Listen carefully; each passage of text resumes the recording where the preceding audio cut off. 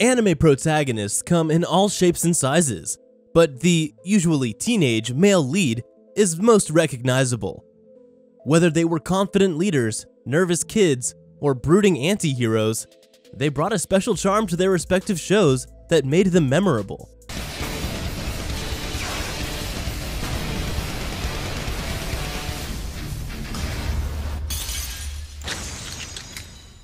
So welcome back to Animeology, and today we will show you the top 10 anime with an insanely strong male lead. Before we begin, be sure to drop a like and subscribe down below for more anime top 10s, and without further ado, let's get right into the video.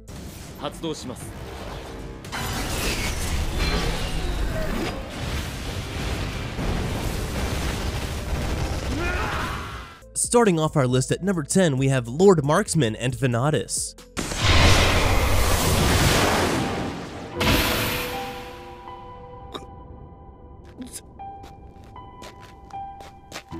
Set in Western Europe during times of war, Eleonora Viltaria, one of the Venatus of Zicted, leads the battle into Brunn.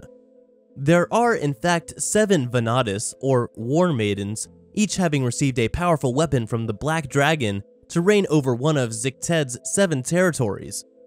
The power of the Venatus invokes dread and fear in their enemies. An earl in the service of the country of Brunn, a young archer by the name of Tikravermid Vorn, experiences the Venatus power firsthand after being defeated on the battlefield by Ellen.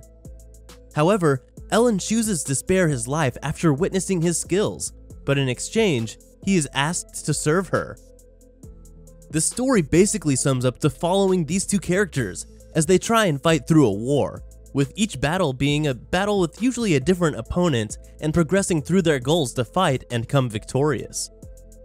Regardless of its flaws, Venatus will enthrall you with its use of military tactics and really brought the idea of the battlefield in animated form. It succeeded very well in that regard and portrayed an entire war in the span of its runtime. Up next at number 9, Strike the Blood.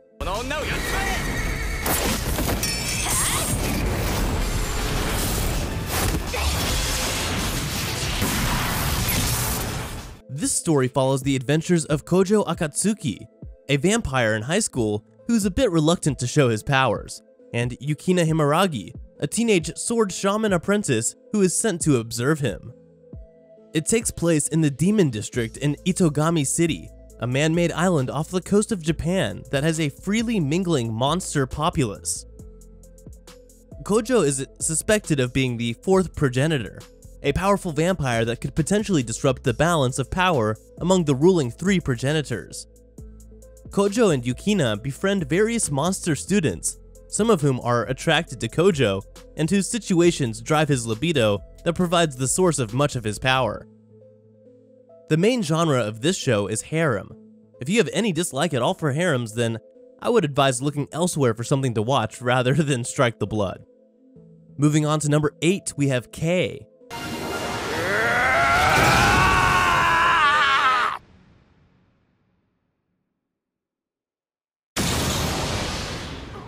K is a very interesting anime, especially in the way the story progresses through season 1. We start off in an introduction to the Red Klansman, Hamra, while they are in an operation to get information out of a weapons dealer regarding a man they're looking for, although you can't see the face of this man.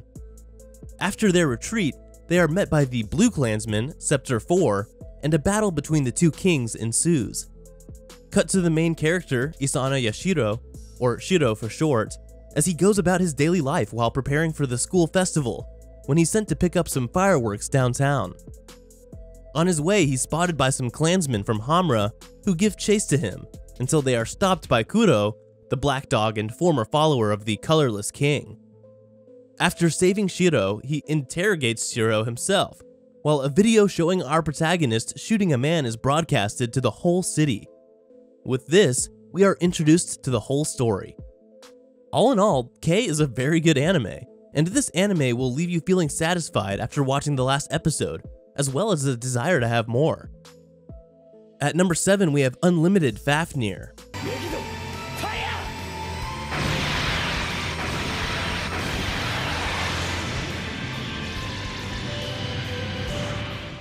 In this anime, we follow the male protagonist Yu Manobe, the only male D in existence.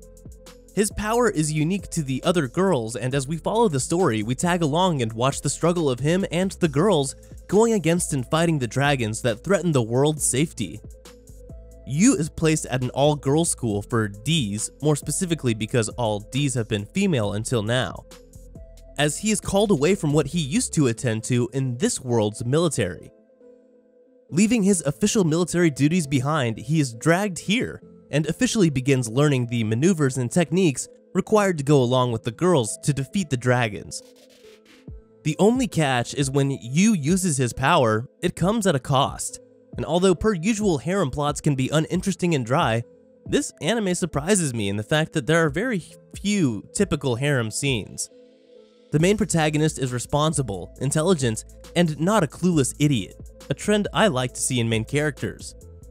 The story did seem to drag on at certain points, but overall, even with a sort of cliffhanger ending, it was interesting. At number 6, we have Problem Children Are Coming From Another World, aren't they?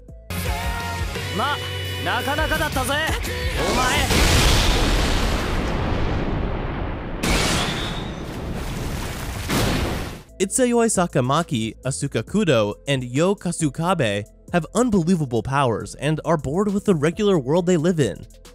One day, an envelope arrives for each of them, and when they open their envelope, they are falling from the sky to a world they had never encountered before.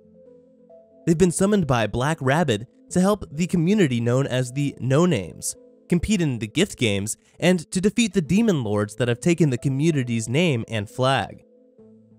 The characters in Problem Children are very simple. We don't really see much of them in both character development nor background.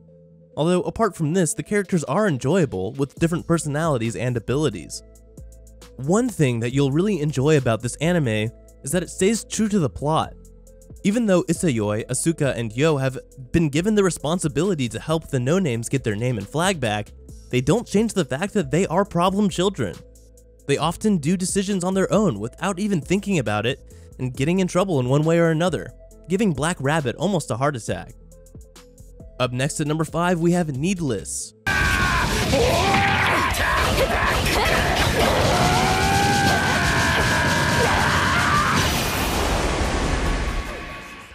This story begins in the future. 50 years prior, World War III erupted, resulting in Japan being attacked by nuclear warheads that lay waste to Tokyo, leaving a wasteland known as the Black Spot. It's inhabited by the Needless, or individuals with incredible superpowers. Cruz Child is a young member of a resistance movement within the Black Spot. They come into conflict with the cruel organization Simeon, but are wiped out save for Cruz and his older sister, who subsequently sacrifices herself to allow her brother to escape. Alone and hunted by Simeon's robots, Cruz is rescued by an incredibly strong man dressed as a priest. The man calls himself Adam Blade, and he hasn't even showed a fraction of what he's capable of.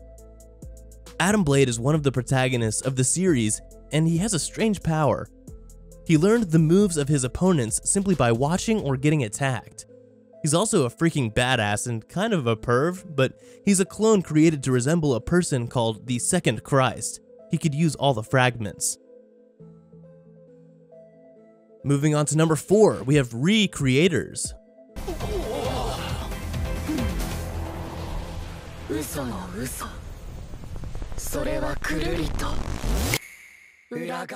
Recreators opens Pandora's box quickly as an ordinary boy gets transported into an anime fight scene between one of his favorite characters, Celicia, and an unknown military princess.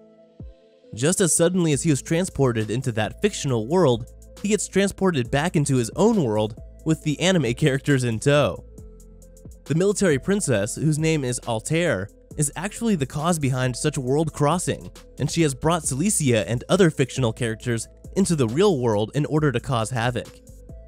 Celicia doesn't believe in creating havoc just for the fun of it and is opposed to joining Altair's side.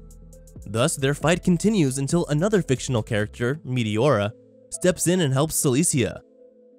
This anime is definitely worth your time if you like fantasy or action series.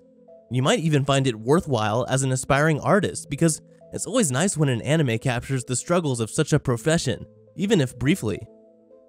Overall, this anime has a couple of problems with pacing due to exposition, but such issues are understandable when you realize the story is structured in 4 mini arcs. Great action and interesting characters make up for any other issues. Up next at number 3, we have World Break, Arya of Curse for a Holy Swordsman.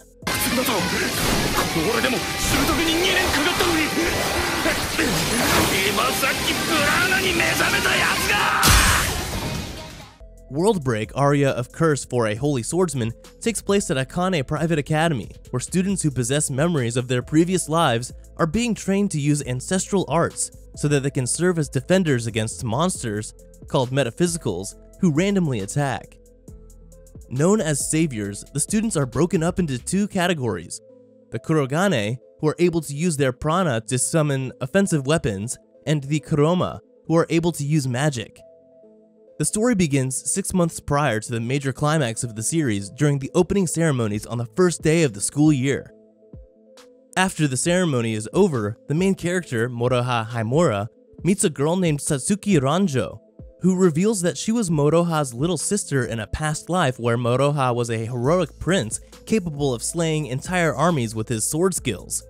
Soon afterwards, he meets another girl, Shitsuno Yurishibara, who eventually reveals that she also knew Moroha in an entirely different past life where he was a dark lord capable of using destructive magic, but saved her from a life of slavery.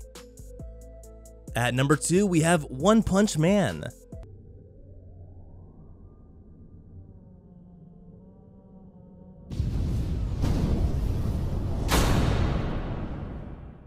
One Punch Man follows Saitama, a bald dude who trained so hard he lost his hair and beats everyone with one punch, and Genos, a cyborg who wants Saitama to be his master and train him. They are the center of the narrative and they make a great pair.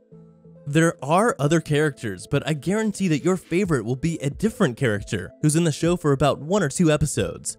I guarantee he will be your favorite by the time the show is over, and if he isn't, you need to look deep in your soul and find out what's clouding your judgment. All jokes aside, the characters are all unique in their own way, and the way they handle villains and other situations will give you a different view of the world they live in.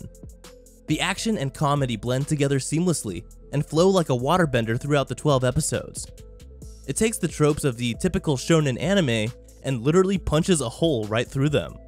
And finally at number 1, The Irregular at Magic High School.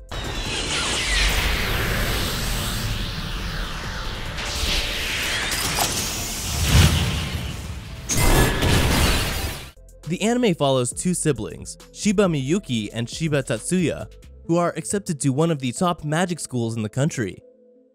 Miyuki manages to pass all of the entrance exams with flying colors and is accepted into the full Course 1 program, while her brother Tatsuya has a slower magic processing speed and winds up being accepted into the lower Course 2 class. The narrative follows these 2 siblings as they navigate the culture of their new school with its favoritism towards Course 1 students, while trying not to be dragged into the country's various political struggles in the process.